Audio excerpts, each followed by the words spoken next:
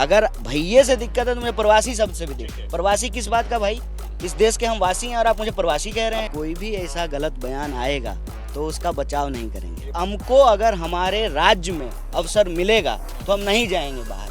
कि हमारी सरकार जो थी उसमें जितनी अपेक्षा थी लोगों को, उस अपेक्षा को हम पूरा नहीं कर पा रहे थे, इसलिए हमने जो है कप्तान बदला। पंजाब के मुख्यमंत्री चरणजीत सिंह चन्नी ने चुनाव प्रचार के दौरान, और वो भी प्रियंका गांधी के बगल में खड़े होकर, यूपी बिहार वालों के लिए कुछ ऐसा कह दिया जिसकी वजह से वो न सिर्फ पंजाब की राजनीति में घिरे हुए हैं बल्कि यूपी के मुख्यमंत्री योगी आदित्यनाथ तक उन पर निशाना साध रहे हैं। कांग्रेस पार्टी चन्नी के बयान का बचाव कर रही है।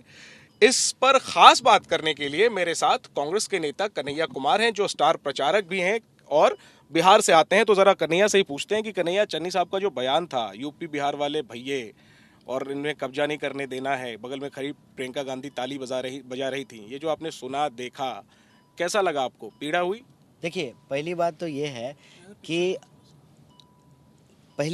है कि हम कोई भी ऐसा गलत बयान आएगा किसी के भी द्वारा तो उसका बचाव नहीं करेंगे। ये बयान गलत? हम सच्चाई सामने ला रहे हैं। हमने उस पूरे बयान को देखा, उसके बाद इसकी तफ्सीस की, तो उन्होंने कहा कि हम जो आम लोग यहाँ आकर के रहते हैं, काम करते हैं या यहीं रह गए हैं, कई पीढ़ियों से रह रहे हैं, उनके खिलाफ कुछ नहीं बोल रहे हैं। हम स्पेशली दिल्ली से जो लोग आए हैं और यहाँ राज करना चाहते हैं, पंजाब की राजनीति में अपनी दावेदारी कर रहे हैं, चालाकी कर रहे हैं कि आगे भगवंत मान साहब को रखते हैं लेकिन मौका केजरीवाल के नाम पे मांगते हैं, हम उनके खिलाफ ये बात कर रहे थे। उन्होंने ये कहा है। जहाँ तक सवाल है कि यूपी बिहार का चर्चा जो है, देश के किसी हिस्से में चुनाव हो रहा हो वो जरूर से आ जाता है। इसकी वजह क्या है कि हमारे राज्य में स्थिति ये है कि सरकार के फेलियर के चलते कमाई के लिए, पढ़ाई के लिए, दवाई के लिए, यहाँ तक कि शादी होगी तो घूमने के लिए, मैं ये बार बार बिहार जाकर के बोलता हूँ, दूसरे राज्यों में जाके काम करना पड़ता है। नतीजा ये हुआ है कि हम जहाँ जाते हैं वहाँ अपनी मेहनत से, अपनी ईमानदारी से अपनी एक जगह बना लेते हैं। जब जगह बना लेते हैं तो वहीं का आधार कार्ड होता है, वहीं का वोटर आईडी होता है, और कई ऐसा सीट होता है जहाँ पे बिहार यूपी के लोगों के वोट से हार जीत का फैसला तय होता है। इसीलिए आप देखेंगे कि पूरा का पूरा चुनाव का जो विमर्श है उसमें दबदबा होता है। उत्तर प्रदेश का 5 राज्य का चुनाव हो रहा है। मैंने एक पत्रकार को पूछ दिया, बताइए कि मणिपुर में कितना सीट है, नहीं मालूम था उनको। गोवा में कितना सीट है, नहीं मालूम था। उत्तर प्रदेश में कितना सीट है, सबको मालूम है। तो वो एक जो दबदबा है उसकी वजह से लोग ना कुछ खोजते रहते हैं कि कैसे बात को बतंगर बनाया जाए। और उत्तर प्रदेश में चुनाव हो रहा है, उत्तर प्रदेश का तो पूरा का पूरा चुनाव ही जो है बात को बतंगर बनाने पे टिका हुआ है। बात का बतंगर कैसे कन्हैया? वो कह रहे हैं, साफ तौर पे चन्नी कह रहे हैं कि बिहार यूपी के भैये, ये क्या इज्जत दे रहे थे, वो अपमान कर रहे थे? देखिए, हमारे यहाँ तो जब भैया कहते हैं तो एक दूसरे को इज्जत ही करते हैं। हम आपको भैया ही कहेंगे, आप मुझे भैया ही कहेंगे, वो तो इज्जत के लिए होता है। लेकिन वो इज्जत जो है वो व्यंग में कब बदल जाता है? भैया नहीं, भैये। हाँ वही तो, वो तो मैं वही कह रहा हूँ। वो व्यंग में कब बदल जाता है? व्यंग में तब बदल जाता है, जैसे मैं दिल्ली रहता हूँ, दिल्ली में लोग कहें बिहारी, अरे तो बिहार के लोगों को बिहारी कहेगा। वो व्यंग क्यों लगता है? व्यंग इसलिए लगता है कि वो मेरे पहचान के आधार पे मुझे ह्यूमिलिएट करने की कोशिश करते हैं। हमने जो है बात की, उन्होंने कहा कि नहीं, हम पंजाब और के अंदर जो हमारा एक कल्चरल रिश्ता है यूपी और बिहार के साथ, हम उसको समझते हैं, उसको सम्मान करते हैं। आपने बात की उनसे? हाँ, मैं इस पे भाई, ये हमारी आइडेंटिटी से जुड़ा हुआ मामला है, हम इसको ऐसे कैसे जाने दे सकते हैं? मेरे लिए देश हित के साथ बिहार का भी हित हो, ये प्राथमिकता है। हमने इसकी जो है बात की, जानकारी लिया। उन्होंने कहा कि जो लोग यहाँ आकर के राजनीतिक रूप से राज करना चाहते हैं, राज करना उन्होंने शब्द का इस्तेमाल किया, काम करना। उन्होंने कहा कि मजदूर तो चाहिए, और जो है जब लोग ट्रेन से नहीं आ पाते हैं तो बस भेज करके जो है मजदूर बुलाते हैं। मतलब बिहार यूपी का मजदूर चाहिए, लेकिन अगर बिहार यूपी का कोई शख्स जो है वो राजनीति में आगे बढ़ना चाहे तो उसको इस तरीके से, ये तो हम बिहार में ही नहीं मानेंगे, ये हम बिहार में ही नहीं मानेंगे। अच्छा। हम नहीं चाहेंगे कि बिहार में कहीं कोई और आकर के मुख्यमंत्री बन जाए। आप मानेंगे क्या? कोई मानेगा क्या? वो जनता को तय करने दें। नहीं, कैसे तय करने देंगे? हम भाई बिहार के लोग हैं तो बिहार के अंदर बिहार का मुख्यमंत्री होगा। लेकिन जैसे अभी अमेरिका की उपराष्ट्रपति एक भारतीय मूल की है, हम सब गर्व करते हैं, और अमेरिका इतना बड़ा लोकतंत्र, इतना प्रगतिशील है कि बाहर के आए हुए लोग, चाहे वो बराक ओबामा हो या कमला हैरिस हो, वो बड़े पदों पर। फर्जी बात है ये। अच्छा। ये फर्जी बात है। कैसे? फर्जीवाड़े को सेलिब्रेट नहीं करना है। अच्छा। हकीकत ये है कि हमको अगर हमारे राज्य में अवसर मिलेगा तो हम नहीं जाएंगे बाहर। कोई अपना घर छोड़ करके बाहर नहीं जाना। पंजाब वाले भी तो कनाडा जाते हैं। फालतू जो है पॉवर्टी को जो है ना ग्लोरीफाई नहीं करना चाहिए। नहीं करना चाहिए। अगर हमारे पास अस्पताल होगा, हमारे पास विश्वविद्यालय होंगे, हमारे पास अच्छी खेती होगी, हमारे पास उद्योग धंधे होंगे, तो कौन चाहता है कि माँ बाप को छोड़ करके, घर बार को छोड़ करके दूसरी जगह चले तो जाएं? पंजाब वाले भी कनाडा जाते हैं, वहाँ कामयाब होते हैं, यहाँ जश्न मनाया जाता है, लेकिन यहाँ के मुख्यमंत्री जो है वो दूसरे प्रवासी के लिए इज्जत का भाव सवाल नहीं, प्रवासी नहीं है, हम इस देश के वासी हैं। इस शब्द से भी मुझे दिक्कत है। अगर भैये से दिक्कत है तो मुझे प्रवासी शब्द से भी दिक्कत। प्रवासी किस बात का भाई? इस देश के हम वासी हैं और आप मुझे प्रवासी कह रहे हैं। आपको लगता है कि चन्नी साहब का लहजा थोड़ा बेहतर होना चाहिए था? देखिए, राजनीति में हमेशा जो है सुचितापूर्ण भाषा का इस्तेमाल किया जाना चाहिए। वो सभी दल से, सभी राजनेताओं से, कोई भी पब्लिक प्रोफाइल का इंसान हो, चाहे पत्रकार हो, वकील हो, सामाजिक कार्यकर्ता हो, राजनीतिक कार्यकर्ता हो, भाषा की शुचिता बहुत इंपॉर्टेंट है। क्योंकि किसी की भी भावना को ठेस पहुंचाना अच्छी बात नहीं है, लेकिन बात को बतंगर बनाना और उसके पीछे की राजनीति को समझना भी एक प्रबुद्ध व्यक्ति का काम है, उसकी जिम्मेवारी है।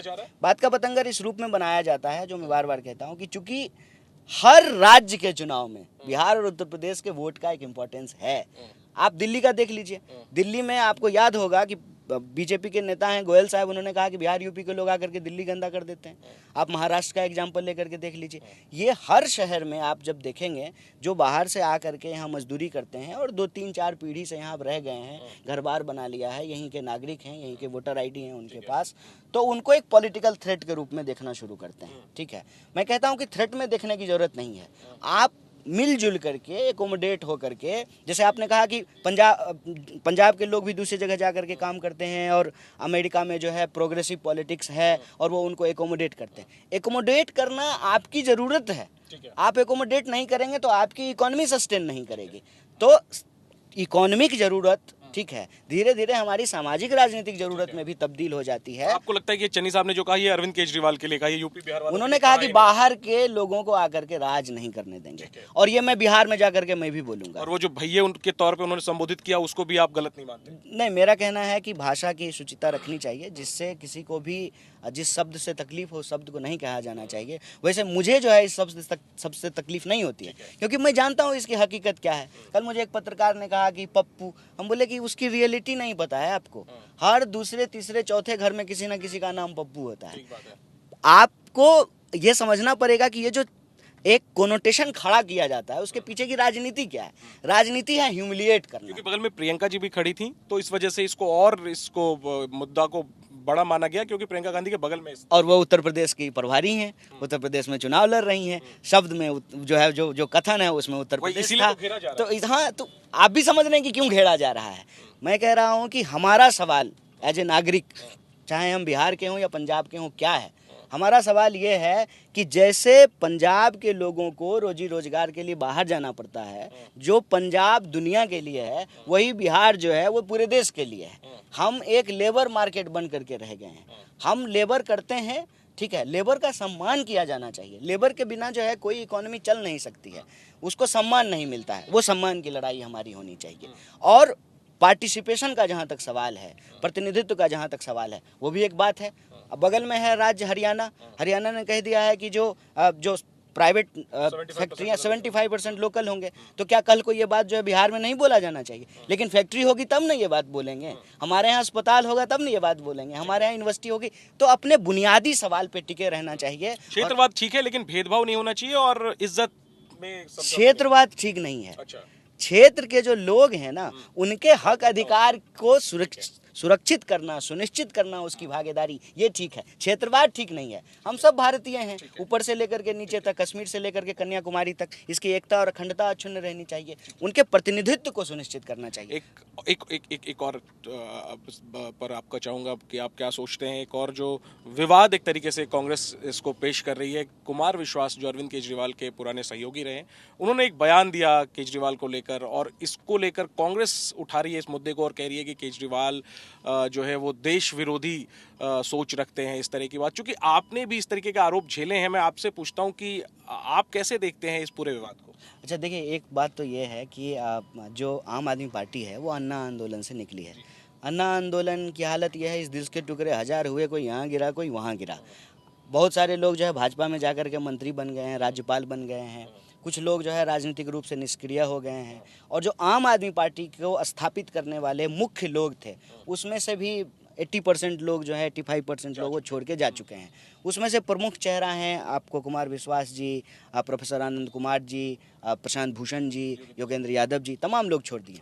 यही स्थिति जो है पंजाब में भी देखने को मिली कि आम आदमी पार्टी जब यहाँ 2017 में चुनावी दावेदारी पेश कर रही थी तो जितने प्रमुख चेहरे थे वो छोड़ चुके हैं। जैसे गांधी जी हैं, वो आज खुले तौर पे जो है कांग्रेस का समर्थन कर रहे हैं, तो साथ आए तो छोड़ दिए थे। उनके राजनीतिक विवाद हैं। इस विवाद की जो मूल बात है वो ये है कि इनका ये कहना है कि आप मोदी जी को मोदी जी के स्टाइल में नहीं हरा सकते हैं, आप कीचड़ को कीचड़ से नहीं साफ कर सकते हैं। अगर आप मोदी बनने का प्रयास कीजिएगा तो आप हमेशा जूनियर मोदी ही रहिएगा, छोटा मोदी ही रहिएगा, क्योंकि सीनियर ऑलरेडी हैं। केजरीवाल को छोटा मोदी कह रहे हैं आप? नहीं, ये उनके आरोप हैं, ठीक है। आप योगेंद्र जी का भी बयान आजकल चल रहा है और उन्होंने ये सवाल उठाया है कि दिल्ली के अंदर जब दंगे हुए तो मुख्यमंत्री एक बार चले जाते, खाली उनके चले भर जाने से जो है ना दंगा रुक जाता। उनकी पार्टी के ही जो है एक वार्ड पार्षद हैं जो जेल में बंद हैं, उसके लिए कुछ नहीं बोला गया, ठीक है। वो मज़ेदार बात है कि वो वार्ड पार्षद जो जेल में बंद हैं उनके खिलाफ सबसे ज़्यादा बयानबाजी करते हुए नजर आए थे कपिल मिश्रा साहब। कपिल मिश्रा के जो है वो चुनावी एजेंट थे।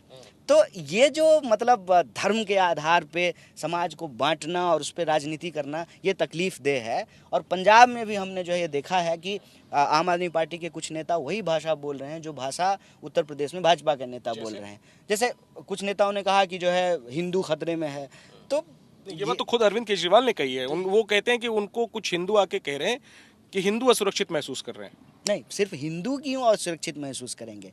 जब देश में बेकारी 50 साल में सबसे ज़्यादा है तो हिंदू भी असुरक्षित है, सिख भी असुरक्षित है, मुस्लिम भी असुरक्षित है, ईसाई भी असुरक्षित है, पारसी भी असुरक्षित है।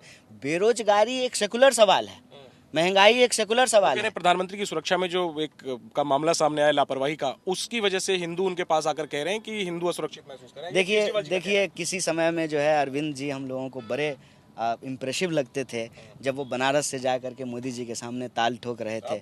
और मैं आपको बता दूं कि बहुत सारे लोग हमारी यूनिवर्सिटी से उनके प्रचार के लिए गए थे और ऐसा लग रहा था कि कोई व्यक्ति है जो आंख में आंख डाल करके सवाल पूछ रहा है। लेकिन कई बार अब ऐसा देखने को मिला है कि वो सवाल तो पूछना बंद ही कर दिए हैं, आगे बढ़ करके जो है खुश करने की कोशिश करने लगते हैं। मसलन आप किसान आंदोलन के अंदर जो 3 कृषि कानूनों का विरोध हो रहा था, दिल्ली सबसे पहले उसको नोटिफाई कर दिया था। जब विरोध हुआ तो उसको वापस ले लिए। मुझे लगता है कि ये भाजपा को भाजपा की चाल में हराने की जो नीति है ना, ये गलत है, ये कहीं नहीं पहुंचाएगी।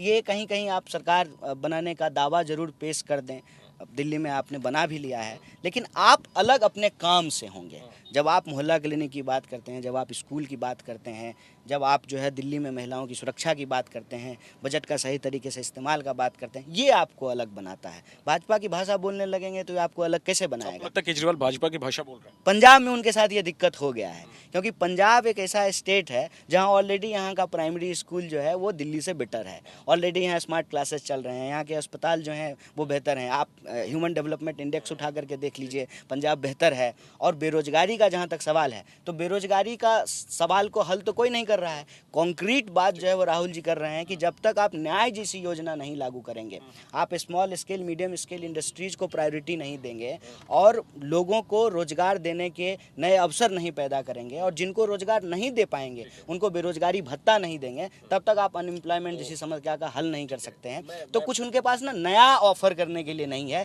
इसीलिए वो धर्म के प्लेंग पे जा रहे हैं। और मैं समझता हूँ कि पंजाब के लिए खतरनाक चीज़ होगी। विभाजन का दर्द जो है इस इलाके ने सबसे ज़्यादा झेला है, एक बार फिर से इसको उस दंश में धकेलना ये अच्छी बात नहीं। छोड़ूंगा आपको, लेकिन ये पूछूंगा कि राहुल गांधी ने अभी पंजाब में कहा कि अरविंद केजरीवाल पर निशाना साधते हुए कहा कि वो आतंकियों के घर रुकते हैं।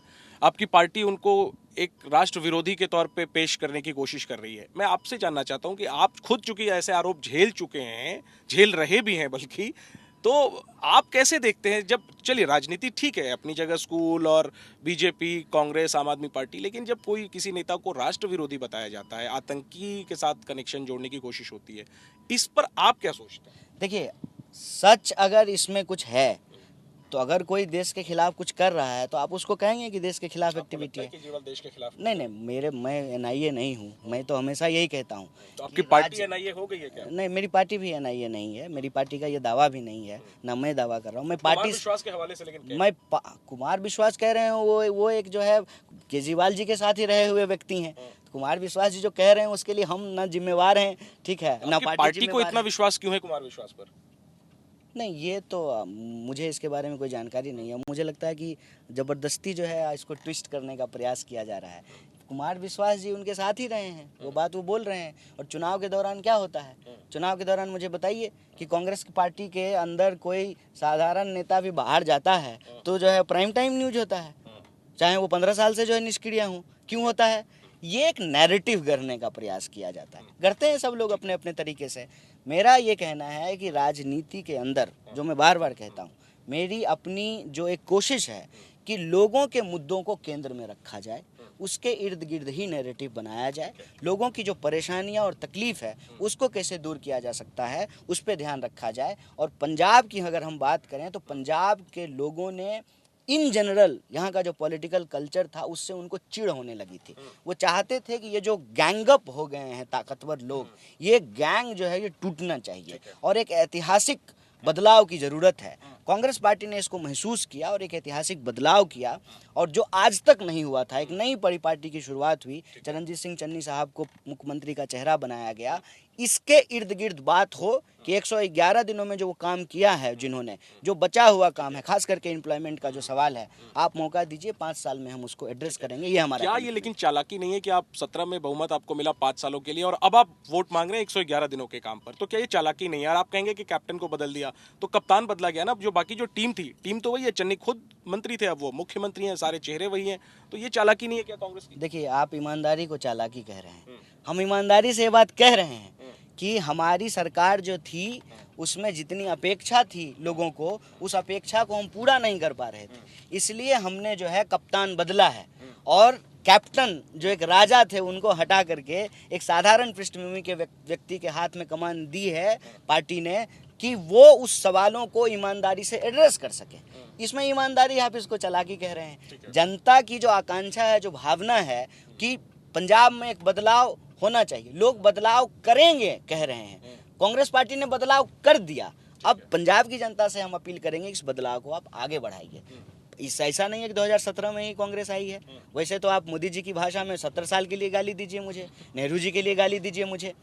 सवाल यह है कि हम जब खुद ही ये स्वीकार कर रहे हैं कि लोग हमको मौका देते हैं तो कुछ चीज़ें हम कर पाते हैं, कुछ चीज़ें नहीं कर पाते हैं, और हम चूंकि कुछ चीज़ें किए हैं तो ये मॉडल आपको दे करके सामने कह रहे हैं कि हम इस बात को आगे बढ़ाएंगे, आप मुझे अवसर दीजिए। चूंकि हमने चन्नी साहब की बात से शुरू की थी तो खत्म भी उन्हीं की बात से करते हैं कि चरणजीत सिंह चन्नी की पर्सनालिटी में, उनमें आपको सबसे अच्छी बात क्या है? देखिए, मुझे सबसे अच्छी बात ये लगती है कि सर्वसुलभ हैं, और मैं खुद जो है जब भी कोशिश करता हूं, और मुझे दूसरे लोग भी बताते हैं, तो वो लोगों की पहुंच में रहते हैं। पहुंच से बाहर, ऐसा नहीं कि 8 बज गया तो नहीं मिलेंगे, लोगों की पहुंच में है। ये क्या 8 बज गया मतलब क्या कहना चाह रहे हैं आप? नहीं, बहुत सारे नेताओं के ऊपर ये आरोप होता है ना। लोग राजस्थान की जो पूर्व मुख्यमंत्री थे उनके बारे में बोलते थे, भगवंत मान साहब के बारे में बोलते हैं, कैप्टन साहब के बारे में बोलते थे। बहुत सारे ऐसे नेता हैं जो नहीं मिलते हैं। आप तो खुद इतने नेताओं को कवर किए हैं, आप जानते हैं कि कौन सर्वसुलभ है, कौन सर्वसुलभ नहीं है। मुझे बहुत सारे पत्रकार मित्रों ने कहा कि भाई बहुत सर्वसुलभ आदमी है। तो नेता जनता के लिए सर्वसुलभ हो, एक बात। दूसरी बात, जाके पैर न फटे विवाही वो का जाने पीड़ पड़ाई। जो दुख तकलीफ देखा ही नहीं है तो वो तो पॉवर्टी पे पेपर पढ़ के आया है अमेरिका से। तो दुख तकलीफ झेलने वाला इंसान दुख तकलीफ को दूर सके। दूसरा ये नहीं कि दुख तकलीफ झेल करके आए हैं, दावा कर रहे हैं चाय बेचने का, लेकिन चाय बेचने वालों को भला ना करके स्टेशन ही बेच दिए, रेलवे ही बेच दिए। एक ये भी मॉडल है जो मोदी जी का मॉडल है। तो इन सब मामले में जो बेहतर इंसान है। और आप जान लीजिए, पार्टी जब नहीं थी ना, वो आज़ाद भी जीते थे, इंडिपेंडेंट भी जीते थे। मतलब मास के साथ जो है कनेक्टेड रहते हैं, लोगों के लिए सर्वसुलभ हैं। और ईमानदारी पे जो कीचड़ उछालने की जो कोशिश की गई, माफ़ी मांग लिया ना लोगों ने। ईडी ने कहा कि नहीं, इनके खिलाफ कोई मामला नहीं बनता। हाँ, ईडी ने भी कहेगा। अब आप बताइए कि आप किसी और का जूता किसी और के सर मारेंगे, इसका कोई मतलब है? इसका मतलब यह है कि आप थ्रेट महसूस कर रहे हैं, उस इंसान के ईमानदारी और प्रतिबद्धता से आप थ्रेट महसूस कर रहे हैं। और एक जरूरी चीज़, नेता समझदार पढ़ा लिखा हो और अपनी मेहनत से जो है चीज़ों को हासिल किया हो, ये भी राजनीति में सैद्धांतिक तौर पे व्यवहारिक तौर पे स्थापित होना जरूरी है। चरणजीत सिंह डॉक्टरेट आदमी हैं, ठीक है, पढ़े लिखे व्यक्ति हैं, शिक्षा का महत्व समझते हैं। हाँ, पीएचडी उनकी जो है हो रही है या खत्म हो गई है शायद। कांग्रेस पार्टी पर ही कर रहे हैं। कांग्रेस पार्टी, अच्छा, अच्छी बात। कांग्रेस पार्टी पे पीएचडी तो करना चाहिए, क्योंकि जो 70 साल बार बार बोला जाता है उसकी सच्चाई लोगों के सामने आना जरूरी है कि 70 साल में हम कुछ किए नहीं तो 7 साल में आप बेच क्या रहे हैं। ठीक है, ठीक है। तो कन्हैया, अगर दोबारा चन्नी साहब को मौका मिला तो उम्मीद करते हैं कि बिहार यूपी को लेकर के जो चीजें हैं आप उनके सामने रखेंगे, उनके इंटरेस्ट को। इसकी गारंटी, कि आगे वो इसकी गारंटी मैं कह रहा हूँ कि अगर किसी भी इंसान के हित का अनदेखा होगा, चाहे वो बिहार उत्तर प्रदेश का भी क्यों ना हो, उन्हीं के सामने अगर जहाँ मुख्यमंत्री आवास होगा वहीं मोर्चा निकालेंगे। और देश के नागरिक के तौर पे, देश के वासी के तौर पे, प्रवासी के तौर पे नहीं। ये कह रहा हूँ, ऑन कैमरा कह रहा हूँ, रिकॉर्ड करके रखिएगा। हाँ, कि कोई भी किसी भी देश के इलाके में हम जो हमारे लोग हैं, ठीक है ना, इस देश के जो नागरिक हैं, उनके हितों का अगर हनन होगा तो जो है बिल्कुल 1 मिनट के लिए हिचक नहीं होगा, उनके खिलाफ जाकर के बात करेंगे। ये मैं कह रहा हूँ, क्योंकि ये जो बात को बतंगर बनाया गया है उसकी रियलिटी मुझे पता है, और इसीलिए उस इंसान के साथ मिलने के बाद जो मेरा व्यक्तिगत अनुभव है और तमाम लोगों ने जो बताया है वो उनका स्वभाव नहीं है। ठीक है, यानी अगर सरकार बनी चन्नी साहब की तो बिहार यूपी वालों का सम्मान भी और उनका इंटरेस्ट भी सुरक्षित है। बिल्कुल सुरक्षित है और सुरक्षित होने की गारंटी है। ठीक है, शुक्रिया बात करने के लिए। तो कन्हैया कुमार, व्यस्तता है इनकी, चुनाव प्रचार कर रहे हैं पंजाब में, 2 दिन बचे हैं अब चुनाव प्रचार को, और इसके बीच में एक यूपी बिहार वालों के लिए चरणजीत सिंह चन्नी के बयान से विवाद छिड़ गया। कन्हैया कुमार ने ये कहा है, सफाई दी है एक तरीके से, कि चरणजीत सिंह चन्नी का बयान अरविंद केजरीवाल के लिए था, यूपी बिहार वालों के लिए नहीं था। और साथ ही ये भी कह रहे हैं कि अगर चन्नी साहब की दोबारा सरकार बनी तो यूपी बिहार वालों के लिए और आम लोगों के इंटरेस्ट के लिए कन्हैया खुद खड़े होंगे। देखना यही है कि पंजाब की जनता चरणजीत सिंह चन्नी को एक और मौका देती है या नहीं। कैमरा पर्सन अरविंद के साथ जैनेंद्र, एबीपी न्यूज, लुधियाना।